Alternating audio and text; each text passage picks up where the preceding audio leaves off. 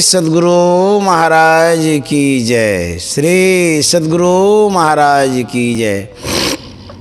बंदो गुरुपद कंज कृपा सिंधु नर रूप हरि महामोहतम पुंज जासु बचन रवि कर निकर। श्री सद्गुरु महाराज की जय। प्रातः स्मरणीय अनंत श्री विभूषित परमाराध्य सद्गुरु महाराज गुरुदेव महर्षि संत सेवी परमहंस जी महाराज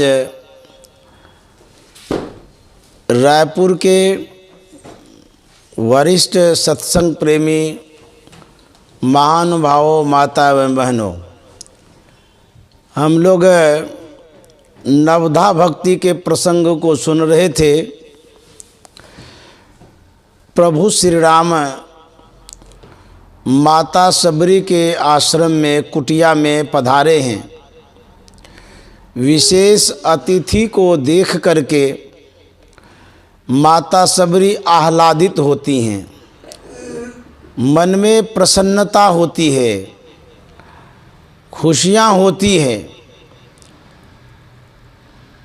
महाजनो येन गतः स्वपंथा, इसका मतलब है बड़े आदमी जिस होकर के जाते हैं,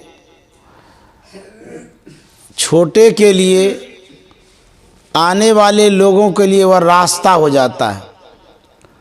तो प्रभु श्री राम आए हैं माता सबरी के आश्रम में। क्या लेकर के आए हैं? वह एक संदेश लेके आए हैं, जिस संदेश को हम आप सुन भी रहे थे। नवधा भक्ति का जो प्रसंग है, ये प्रभु श्री राम का संदेश है। तो बड़े आदमी जब आते हैं तो कुछ लेके आते हैं, कुछ देने के लिए आते हैं।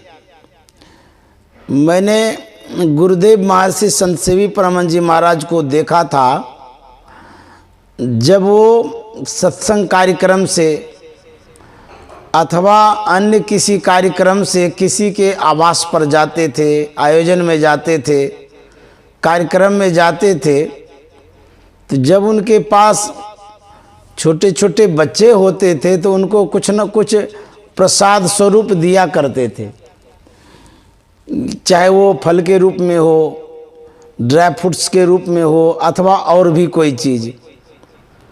तो बड़े आदमी कुछ देते हैं तो आशीर्वाद हो जाता है। प्रभु श्री राम देने के लिए आए हैं। क्या? उपदेश, संदेश, आदेश और बहुत बड़ा गिफ्ट। आज समाज के जो लोग हैं, उन संदेश को सुनकर के, पढ़कर के अपने जीवन को सजा रहे हैं, संवार रहे हैं। तो प्रभु श्री राम महाजन हैं, विशेष अतिथि हैं, बड़े मेहमान हैं। माता सबरी की कुटिया में आए हैं और माता सबरी स्वागत करती हैं, सम्मान करती हैं। सर्वप्रथम बैठने के लिए देती हैं। जो आसन था उस पर प्रभु श्री राम को बैठने के लिए देती है। तत्पश्चात जलपान कराती है। जंगलों में रहा करती थी तो उनके पास जो सामग्री थी फल फूल का था, तो सबरी माता बेर लाती है, प्रभु श्री राम को खाने के लिए देती है। प्रभु श्री राम उस बेर को बड़े चाव से खाते हैं, बड़े स्वाद से खाते हैं। उस बेर में जो मिठास प्रभु श्री राम को मिला, उन्होंने बड़ाई की, गुणगान किया, बताया। कहाँ पर? लोगों के बीच में, अपनी माता के पास भी। यत्र तत्र उन्होंने कहा कि मैंने अपनी माँ के हाथों से बनाया हुआ व्यंजन बहुत खाया, लेकिन सबरी माता के हाथ का जो बेर खाया उसमें जो स्वाद पाया वह स्वाद माँ के व्यंजन में नहीं पाया। देखिए, संत के हाथ का वह फल था बेर। सबरी माता तो संतत्व को प्राप्त कर चुकी थी, तो उनके हाथ का जो बेड़ है वो तो प्रसाद है। उस प्रभु श्री राम ने उस प्रसाद को पाया और बहुत बड़ाई किया, गुणगान किया। इस तरह से सबरी माता ने स्वागत किया प्रभु श्री राम का। उसके बाद सबरी माता कहती है कि कई विधि स्तुति करो तुम्हारी, अधम जाति में जड़ मति भारी। हे प्रभु, मैं आपकी स्तुति किस तरह से करूं, क्योंकि मैं जड़ बुद्धि वाली हूं। यहाँ पर माता सबरी विनम्रता को दर्शा रही है, जबकि माता सबरी जड़ बुद्धि वाली नहीं थी। जो संत हो जाते हैं, संत की गति को जो प्राप्त कर लेते हैं, वो उसके अंदर में जड़ता नहीं रहती है, उसके अंदर में अज्ञानता नहीं रहती है, अबोधता नहीं रहती है, अंधकार नहीं रहता है। लेकिन यहाँ पर एक श्रद्धा है, एक भाव है, शिष्टाचार है। ये सबरी माता की विनम्रता है जो कह रही है कि मैं किस तरह से स्तुति करूं। अधम जाति में जड़मति भारी। यदि अधम जाति की थी तो उनका शरीर अधम जाति का था, लेकिन वास्तव में सबरी माता अधम जाति की नहीं थी, वो तो संत की जाति की थी। तो कहते हैं अधम जाति में जड़मति भारी। अधम ते अधम, अधम अति नारी, तीन मैं अति मंद अघारी। हे प्रभु, मैं तो मंद बुद्धि वाली हूँ, जड़ बुद्धि वाली हूँ, छोटी जाति की हूँ, मैं आपकी स्तुति किस तरह से करूँ।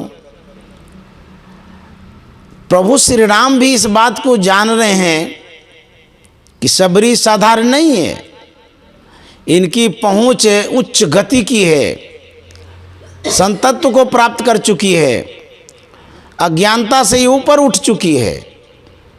लेकिन इष्ट के प्रति, भगवान के प्रति, प्रभु के प्रति जो भावना है, जो भक्ति है, जो भाव है, उस भाव में विनम्रता है, शिष्टता है, सुशीलता है, इसीलिए इस तरह से बोलती है। तो प्रभु श्री राम ने क्या कहा? कह रघुपति सुनु भामनी बाता, मानव एक भगति करि नाता। भगवान श्री राम कहते हैं, तो क्या कहते हैं? भामनी। यदि पर्यायवाची शब्द को ढूंढेंगे तो भामनी का अर्थ होता है क्रोध करने वाली स्त्री या सुंदर स्त्री। दो अर्थ है। तो सबरी माता न तो क्रोध करने वाली स्त्री थी और न सुंदर ही थी।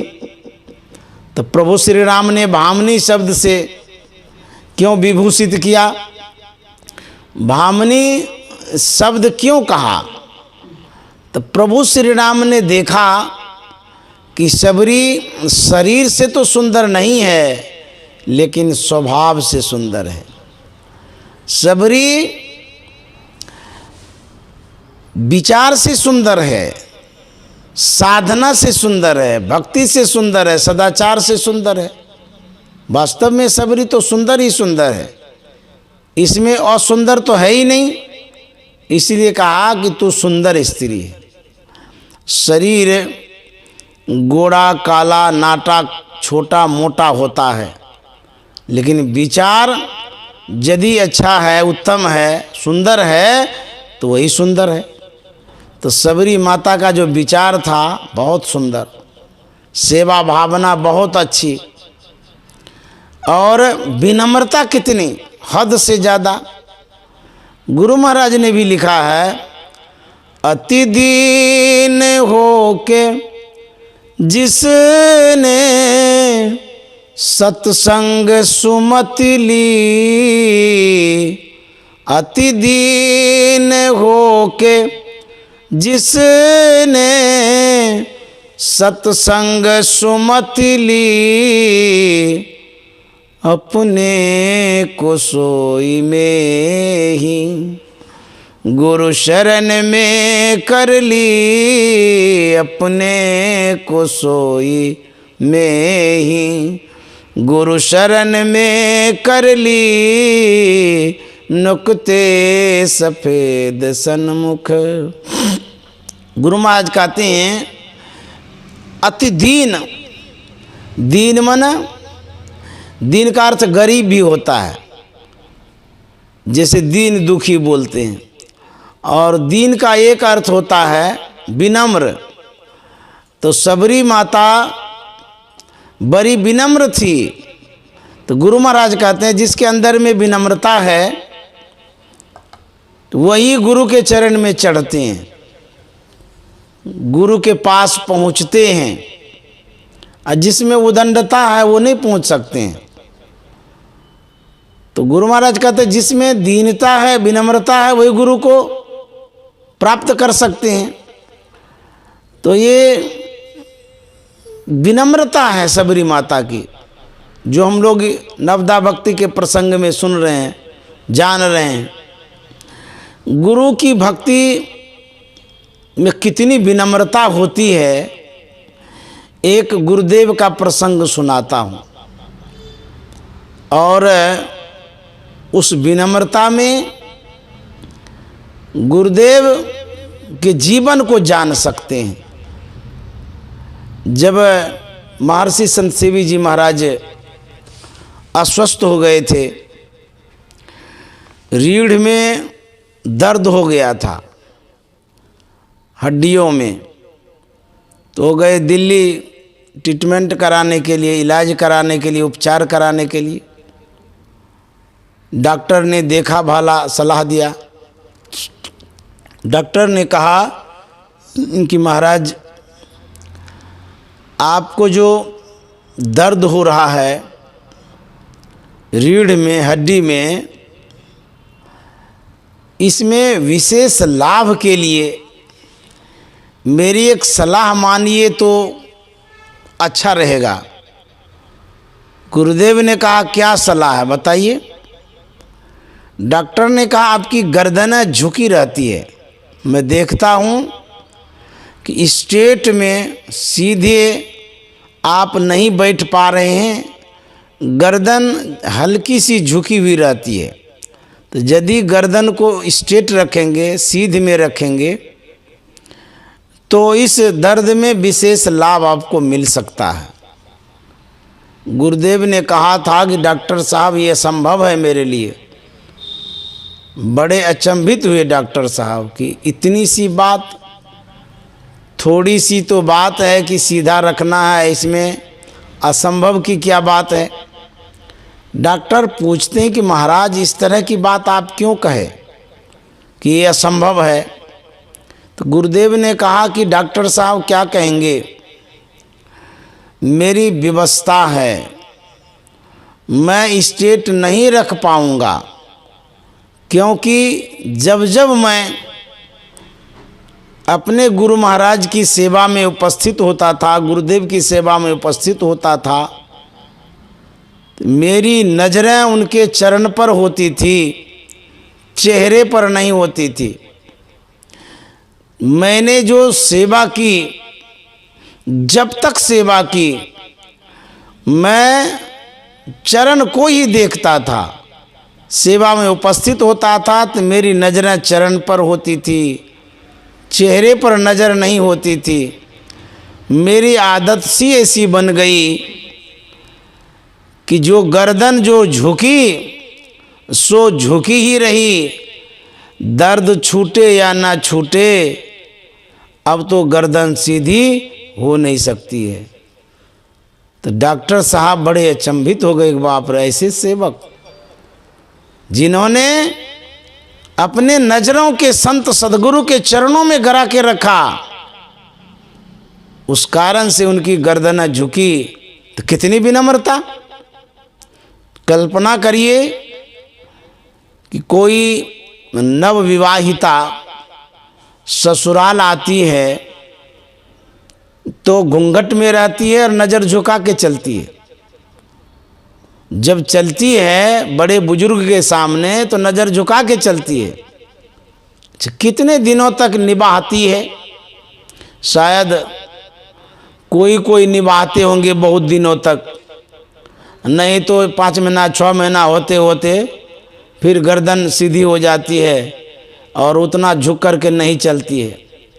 एक नवविवाहिता विनम्रता के कारण, शिष्टाचार के कारण नज़र झुका के चलती है 6 महीना, साल भर, 2 साल, उसके बाद वो नहीं निभा पाती है इस क्रिया को।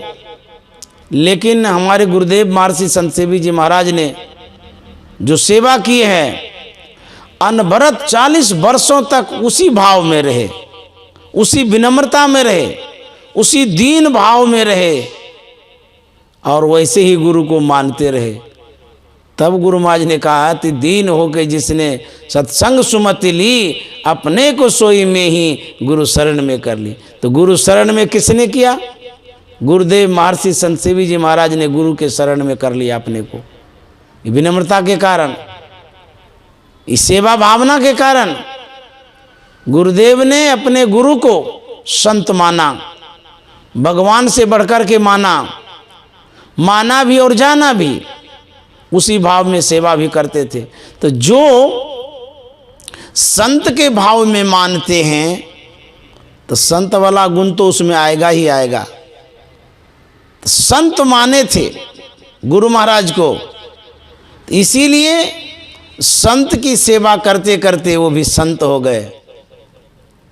गुरु महाराज ने ऐसी कृपा की कि उनको संत ही बना दिए।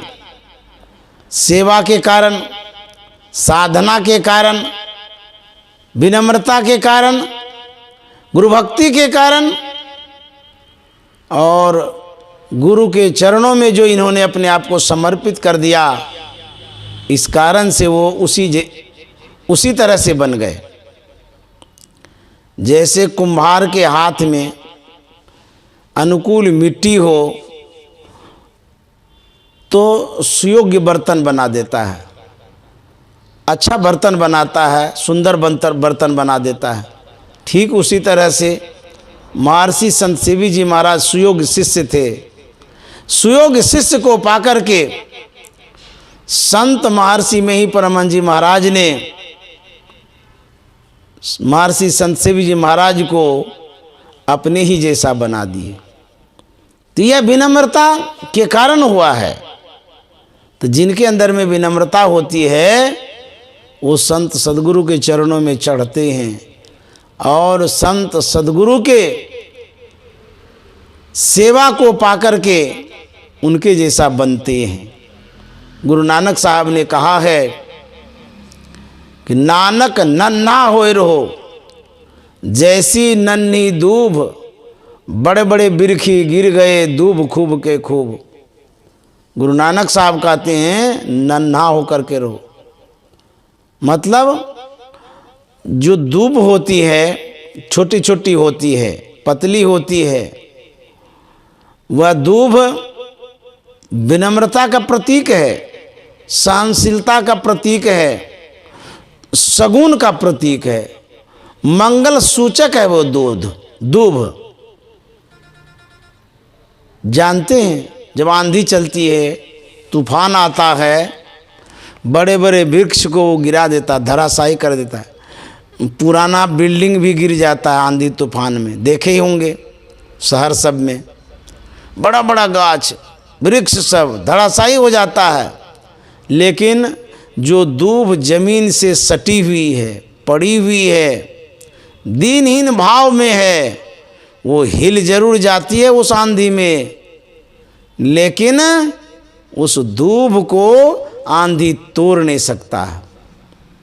तो जो विनम्र होता है वही टिकता भी है। करची को आप झुका सकते हैं, और कांच को झुकाइएगा तो टूटिए जाएगा। तो जिसमें मुलायमता है, विनम्रता है, सहनशीलता है, वही तो झुकता है और वही टिकता भी है। रबर को आंधी कभी नहीं तोड़ सकता है, क्योंकि आंधी उसको मरोड़ सकता है लेकिन तोड़ नहीं सकता है, कि रबर में मुड़ने की क्षमता होती है। उसी तरह से बाबा नानक कहते हैं कि छोटा बन कर के रहोगे, विनम्र बन कर के रहोगे तो विशेष टिकोगे, उदंड बन जाओगे, उज्जर बन जाओगे, अक्षर बन जाओगे तो जल्दी टूट जाओगे। तो विनम्रता लानी चाहिए, मुलायमता लानी चाहिए, तब जाकर के संत सदगुरु के सानिध्य को प्राप्त करेंगे, परमात्मा को प्राप्त करेंगे। तो बाबा नानक वही कहते हैं, बड़े बड़े बिरखी गिर गए दूब खूब के खूब। छोटी छोटी दूब जो घास है, वैसी घास बहुत है। उस घास को पंडित लोग नहीं लाते हैं तोड़ करके। शादी में, श्राद्ध में या कोई भी आयोजन उपलक्ष्य में पंडित लोग उस दूब को तोड़ करके लाते हैं, उस आयोजन में सम्मिलित करते हैं और भगवान के चरणों में उस दूब को चढ़ाते हैं। दूब जैसी घास और है, उसको क्यों नहीं लाते हैं? इसलिए दूब को लाते हैं, उसमें सात्विक गुण है, सद्गुण है, सहनशीलता का प्रतीक है और वो मंगलदायक भी होता है, इसीलिए दूब को चढ़ाते हैं। उसी तरह से भगवान के चरणों में वही चढ़ते हैं जिनमें विनम्रता होती है। जिसमें उदंडता होती है वो उजर जाते हैं। संगत कीजिए बड़ों की, बनत बनत बन जाए, चढ़े शीश महेश के बैठे गंग नहाए।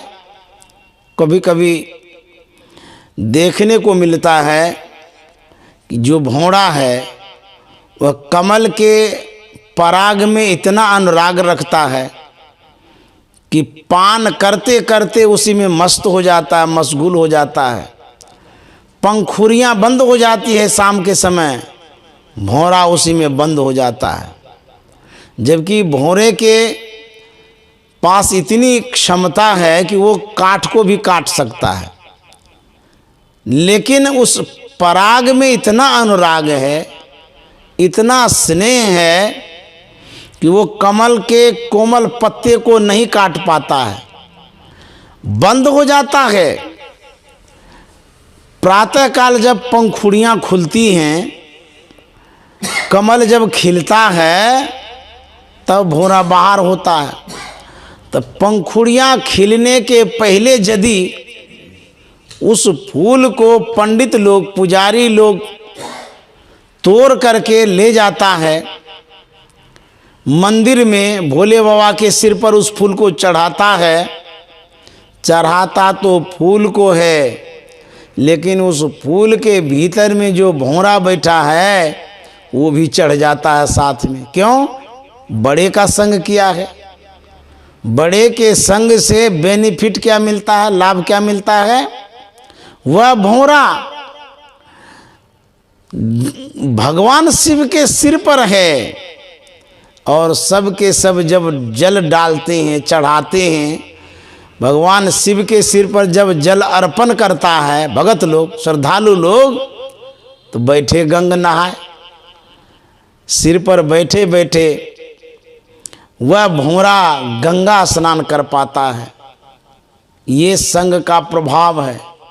तो जिनका जो संग करता है, उस संग के कारण उसके अंदर में रंग लगता है, उस रंग से उस व्यक्ति का वैसा ढंग होता है, आचरण हो जाता है।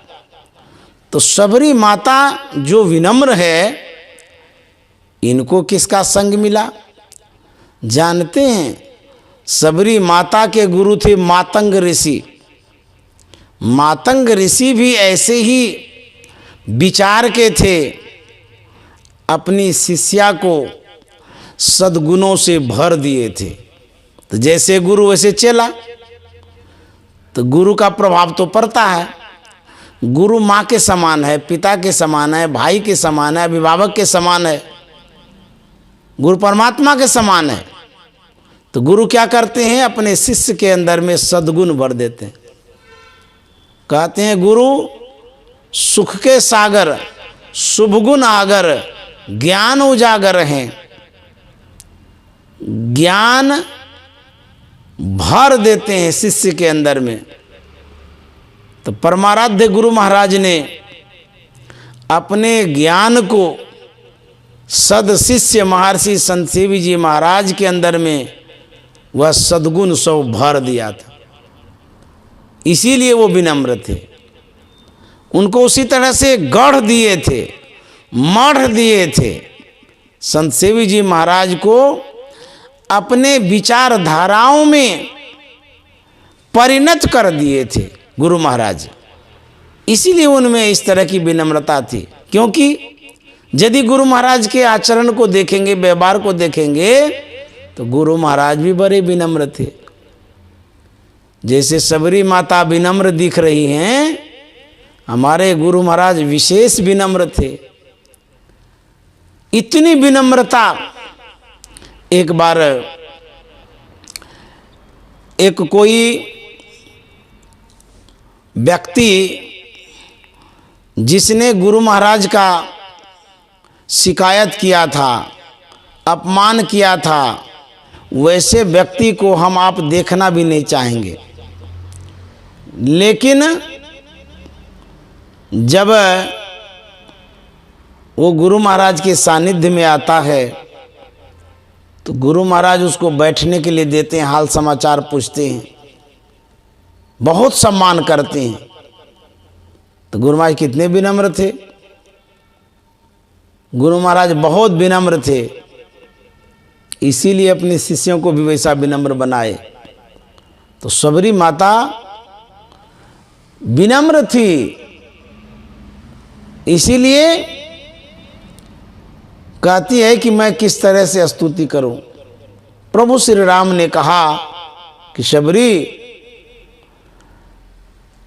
कह रघुपति सुनु भामनी बाता, मानो एक भगति कर्म नाता। मेरी बात मानो। तो क्या बात है? भगवान श्री राम क्या कहते हैं मानने के लिए? भगवान श्री राम कहते हैं कि यदि कोई मेरी भक्ति करना चाहता है तो उसे सबसे पहले संत के शरण में जाना होगा। प्रभु श्री राम कहते हैं प्रथम भगति संतन कर संगा, दूसरी रति मम कथा प्रसंगा। पहली भक्ति संतों का संग है। या तो यहाँ लिखना चाहिए गोस्वामी जी को, प्रथम भगति राम कर संगा, प्रथम भगति गणेश कर संगा, प्रथम भगति हनुमान कर संगा। किसी देवी देवता के पास नहीं भेज करके भगवान श्री राम कहते हैं सीधे संत के शरण में जाओ। प्रथम भगति संतन कर संगा, दूसरी रति मम कथा प्रसंगा। संत के शरण में जाने के लिए कहते हैं। तो संत के शरण में जाने से क्या होता है? संत शरण जो परा, ताहि का लगा ठिकाना, और कहीं नहीं कुशल सकल बैराट चवाना। जो संत के शरण में जाते हैं उसी का ठिकाना लगता है, और जो संत के शरण में नहीं जाते हैं वो भगवंत के शरण में नहीं जा पाते हैं। इसीलिए संत के शरण में जाना है। तो प्रथम भक्ति के विषय में भगवान श्री राम कहते हैं कि पहली भक्ति कोई करना चाहते हैं तो संत के शरण में जाएंगे तब पूरी होगी। दूसरी रति मम कथा प्रसंगा, दूसरी भक्ति है मेरी कथा प्रसंग में स्नेह प्रेम रखना, लगाव रखना। गुरु पद पंकज सेवा, तीसरी भक्ति अमान, चौथी भगति मम गुणगन, करई कपट तजिगान।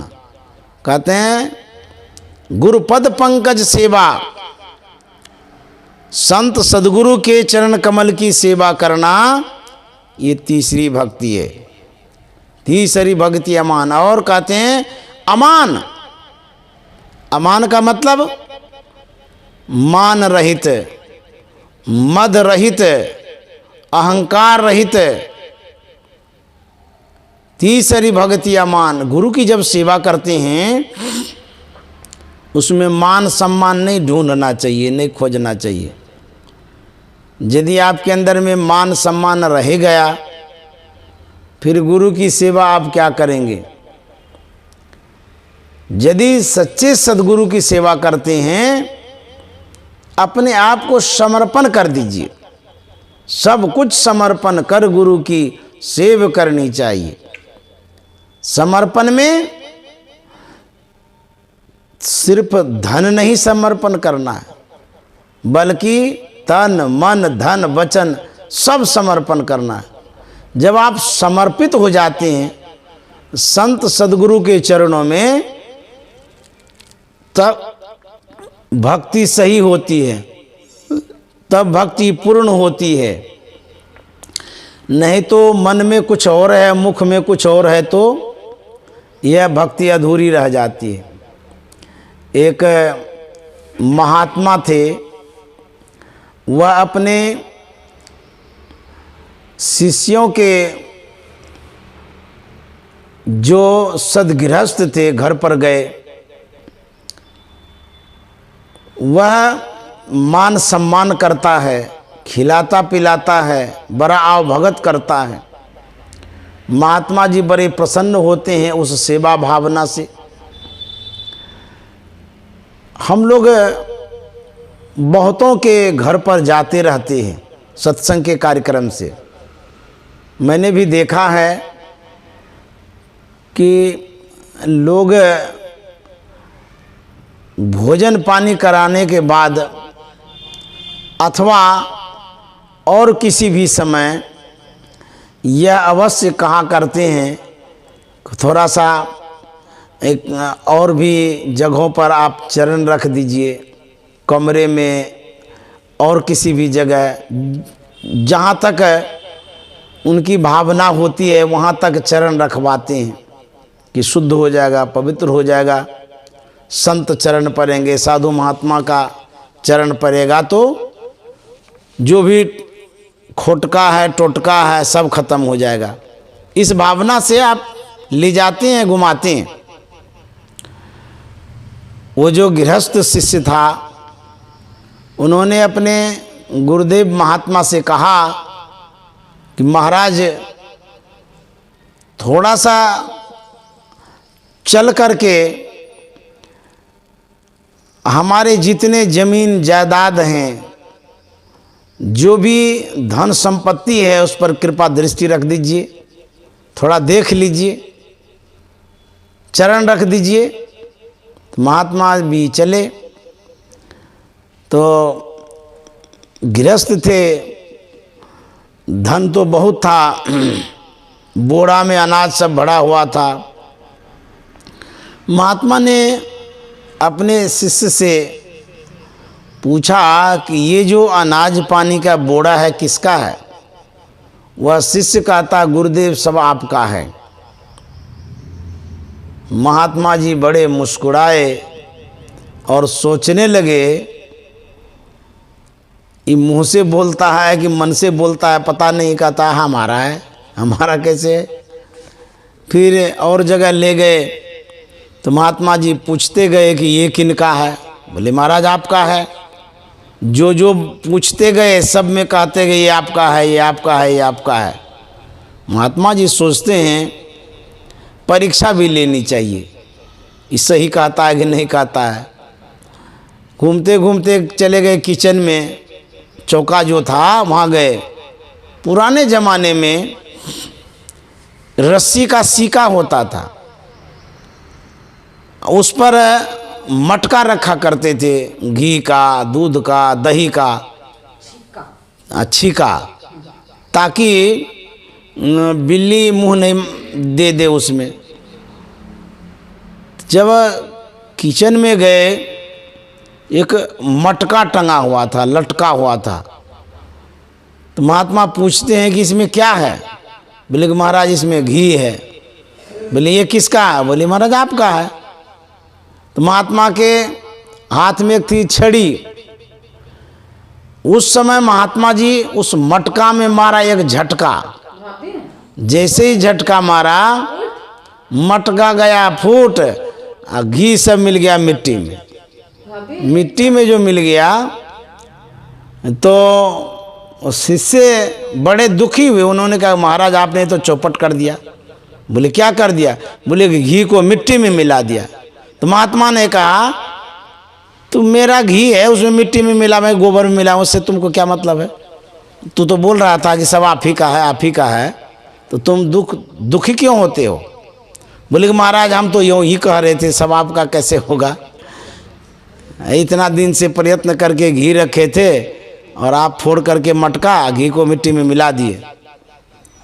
तो कहते हैं आप मुंह से जो बोलते हैं, मन में कुछ और चलता रहता है, तो ये सही भक्ति नहीं है। गुरु भक्ति में कैसा होना चाहिए?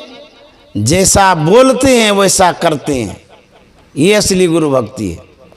मैंने कुछ संस्मरणों को पढ़ा गुरुदेव के विषय में, महर्षि संत सेवी जी महाराज के विषय में।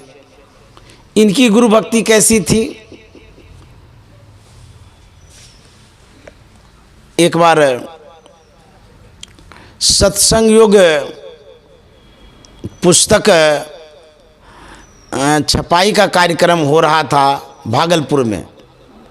गुरुदेव महर्षि संत सेवी जी महाराज उन दिनों पर्वतीय आश्रम में रह कर के उस पुस्तक के संपादन का काम कर रहे थे। तो उनको प्रेस पर जाना होता था।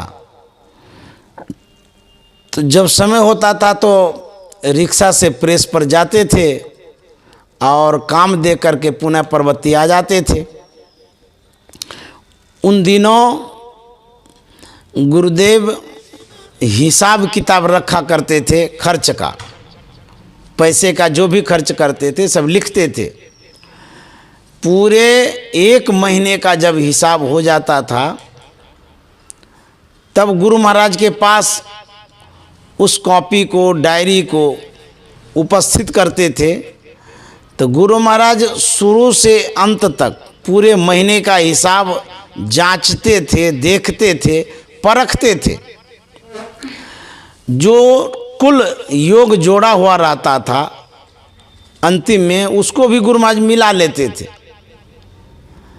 तो यदि उसमें कुछ पैसों की भी कमियां होती थी, ऊपर नीचे होता था, तो गुरु महाराज कहा करते थे कि इसको सही करिए। तो गुरुदेव सही करते थे। जब हिसाब एकदम सही सही मिल जाता था तब गुरु महाराज उसके नीचे में लिखते थे मैं ही, और तारीख भी दे देते थे। मैं ही लिख करके तारीख दे देते थे। इसका मतलब हुआ ये हिसाब आपका पक्का, कोई काट नहीं सकता है। संत जिस हिसाब को सही मान लेते हैं उस हिसाब को साधारण क्या गलत कर सकते हैं? संत का जो हिसाब होता है पूरा पक्का होता है। तो गुरुदेव का हिसाब जब सही होता था तब में ही लिखते थे। उस बार क्या हुआ, जब पूरे महीनों का हिसाब गुरु महाराज देखने लगे, उसमें गुरु महाराज ने देखा कि कई बार रिक्शा भाड़ा लिखा हुआ है पर्वती से प्रेस तक। तो गुरु महाराज पूछ बैठे कि संत सेवी जी, इसमें रिक्शा भाड़ा लिखा हुआ है पर्वती से प्रेस तक, क्या आप पर्वती से प्रेस तक पैदल नहीं जा सकते हैं?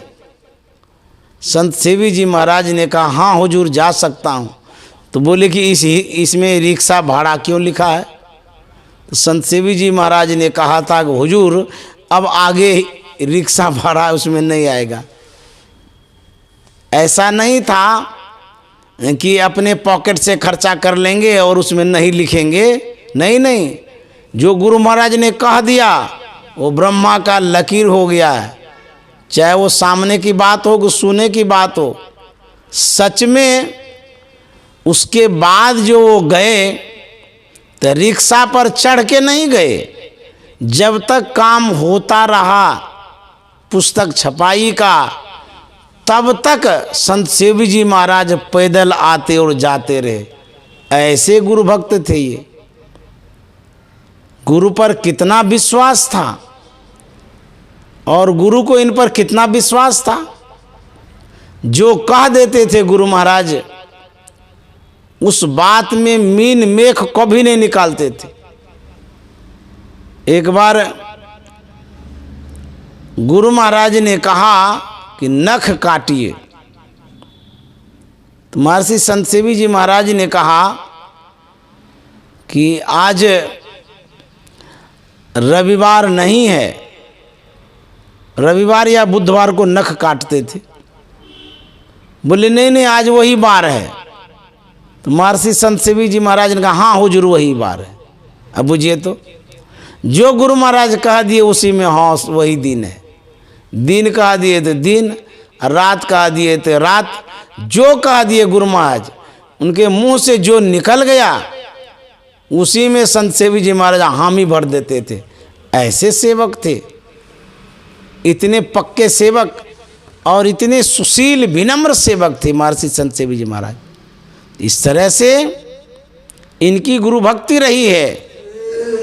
कभी भी इनके जीवन से जब आप देखेंगे पढ़ेंगे, जो कोई देखे होंगे, गुरु भक्ति के अलावा इसके मन में और कोई बात ही नहीं आई।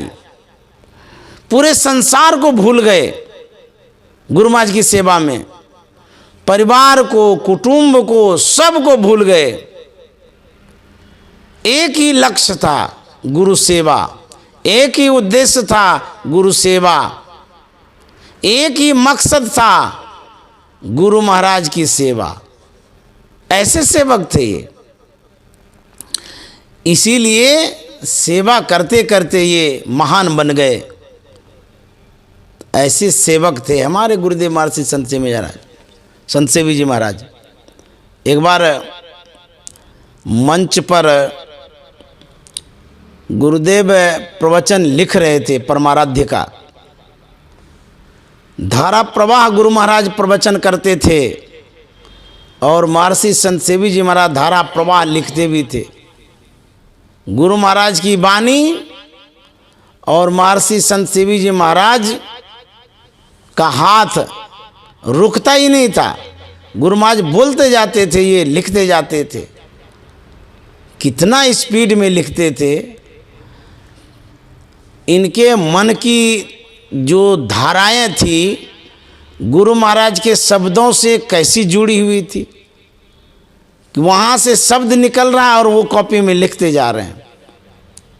इन्होंने जो लिखा वही शांति संदेश में गुरु महाराज का प्रवचन प्रकाशित होते आ रहा है। सत्संग सुधा सागर किताब बना है उन्हीं प्रवचनों का। जब लिख रहे थे, एक सज्जन मंच पर बैठे थे। उस सज्जन ने देखा कि गुरु महाराज प्रवचन कर रहे हैं, ये लिखते जा रहे हैं। टोक दिए, रोक दिए, बोल दिए कि महाराज देखिए अमृत की वर्षा हो रही है, गुरु महाराज बोल रहे हैं और आप क्या लिखने के फेड़े में हैं, लिखते रहते हैं लिखते रहते हैं। अभी सुन तो लीजिए गुरु महाराज क्या बोल रहे हैं। गुरुदेव महर्षि संत सेवी जी महाराज ने कहा था कि मैं इसलिए लिखता हूँ कि आप लोग जो सुनते हैं आपको स्मरण रहता है और मुझे याद नहीं रहता है, इसीलिए मैं लिखता हूँ कि बाद में पढ़ूँगा। अब देखिए उनको इस तरह से जवाब दिए, लेकिन स्मरण की बात कहते हैं। 10 साल 20 साल पुराना आदमी जब गुरुदेव के नज़रों से गुजरते थे तो नाम लेकर के पुकारते थे, फलाना बाबू क्या समाचार है। इतने कुशाग्र बुद्धि के थे, इतना दिमाग तेज था गुरुदेव का। ऐसे थे हमारे महर्षि संत सेवी जी महाराज। एक कथा कहा के मैं समाप्त करूंगा। जब बजरंगी गुरुजी गुरु महाराज की सेवा में थे वो गुरुजी इसलिए थे, वो शिक्षक थे, पहले मास्टर थे। वो मुरौद के थे, हम लोगों के आसपास गांव के थे। तो उनकी क्या सेवा थी गुरु महाराज के साथ में? जो भी भोजन बनता था गुरु महाराज के चौके में, उस बर्तन को मांजते थे, धोते थे। मांजते कैसे थे? इतना लगन, इतनी श्रद्धा के साथ मांज रहे हैं या भजन गा रहे हैं, मांज रहे हैं भजन गा रहे हैं। देखिए कितनी खुशी होती थी उनको, कितने प्रसन्न मन से वो काम करते थे, सेवा करते थे।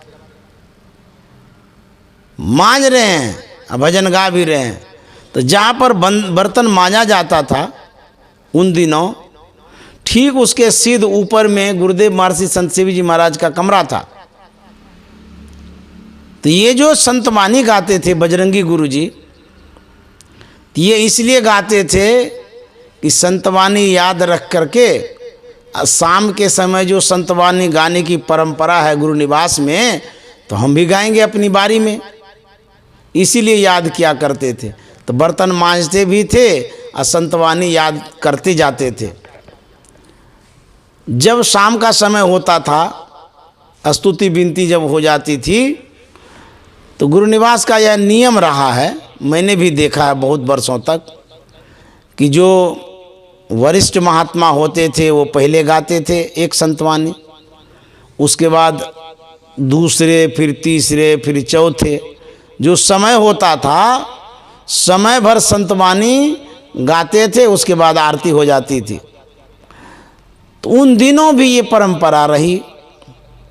जब गुरु महाराज थे, महर्षि संत सेवी जी महाराज थे, उस समय की बात है।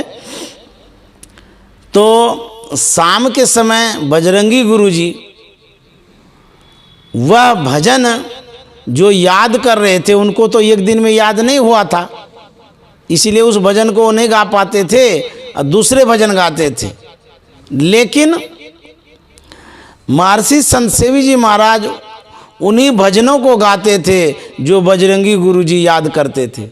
तो जब जब वो याद करते थे तो महर्षि संत सेवी जी महाराज वो भजन सुना देते थे। बजरंगी गुरु जी ने कहा था कि बाबा भजन मैं याद करता हूँ, मुझे याद नहीं हो पाता है, और उसी भजन को आप गा देते हैं रात में। इसने स्मरण शक्ति के तेज थे वो महर्षि संत सेवी जी महाराज, बड़े मेधावी थे। तभी तो गुरु महाराज ने कहा था ये मेरे मस्तिष्क स्वरूप है। संत का मस्तिष्क होना साधारण बात है। अगाध ज्ञान, ज्ञान के सागर के मस्तिष्क थे। आपके घर में जो स्टोर होता है, आपका स्टोर होता है, तो उसमें हीरा मोती चांदी सोना आदि आदि वस्तुएं रखते हैं ना। उसी तरह से गुरु महाराज के पास जो भी ज्ञान था, ज्ञान का जो खजाना था, महर्षि संत सेवी जी महाराज स्टोर थे, उसी में रखा करते थे। गुरु महाराज का जो ज्ञान का खजाना था ना, वो महर्षि संत सेवी जी महाराज के मस्तिष्क में स्टोर कर दिए थे, रख दिए थे, समझे। तो इस तरह से हमारे गुरुदेव महर्षि संत सेवी जी महाराज थे। और अपने गुरु महाराज की सेवा में इन्होंने जो योगदान दिया, अतुलनीय, अद्भुत, आश्चर्यजनक, उदाहरण नहीं दे सकते। इतनी सेवा इनकी रही है, अद्भुत सेवा। और लोग जानते भी हैं, देखे भी हैं महर्षि संत सेवी जी महाराज को। जब गुरु महाराज थे उस समय भी पुराने सत्संग प्रेमियों ने देखा है कि किस तरह के ये सेवक थे। और महर्षि संत सेवी जी महाराज, गुरु महाराज कितना मानते थे इनको, कितना स्नेह दिया करते थे। तो इस तरह से गुरु का प्यार, गुरु का स्नेह पाया है महर्षि संत सेवी जी महाराज ने। मैं गुरु महाराज के चरणों में प्रणाम करता हूँ। महर्षि संत सेवी जी महाराज के चरणों में भी प्रणाम करता हूँ। ऐसे गुरु और गुरु भक्त थे। तो जो तीसरी भक्ति है गुरुपद पंकज सेवा, तीसरी भक्ति अमान, यही भक्ति महर्षि संत सेवी जी महाराज ने करके दिखा दिया है, मिसाल दिया है, बताया है कि कैसी गुरु भक्ति होती है। तो महर्षि संत सेवी जी महाराज के जीवन से अद्भुत गुरु भक्ति की सीख मिलती है। शबरी माता को भी यही उपदेश भगवान श्री राम दे रहे हैं कि जो कोई भक्ति करना चाहते हैं तो अमान भक्ति करें। जब अमान भक्ति करेंगे तब सम्मान मिलेगा। तो तीसरी भक्ति तक हम लोग सुने। अब समय अधिक हो चला है, वाणी में विराम देना चाहूँगा। और आप लोगों को बहुत बहुत धन्यवाद, साधुवाद। इस तरह से गुरु भक्ति में आप लोग भी संलग्न रहें। स्थूल सेवा भले नहीं मिलता हो, लेकिन गुरु की आज्ञा का यदि पालन करते हैं तो गुरु की भक्ति होती है। ये भी गुरु की सेवा है। गुरु की आज्ञा मान प्यारे, कर सदा गुरु की कही। तो गुरु की आज्ञा का पालन करेंगे, गुरु के कहे अनुसार यदि चलेंगे तब क्या होगा? दुख दर्द भव के सब मिटें, सतगुरु चरण नित से। ये दुख दर्द भव के सब मिटें, सतगुरु चरण नित से। ये गुरु भक्ति बिन कछु ना बने, नेहि सकल संतन कही। गुरु भक्ति बिन कछु ना बने। श्री सद्गुरु महाराज की जय। श्री सद्गुरु महाराज की जय।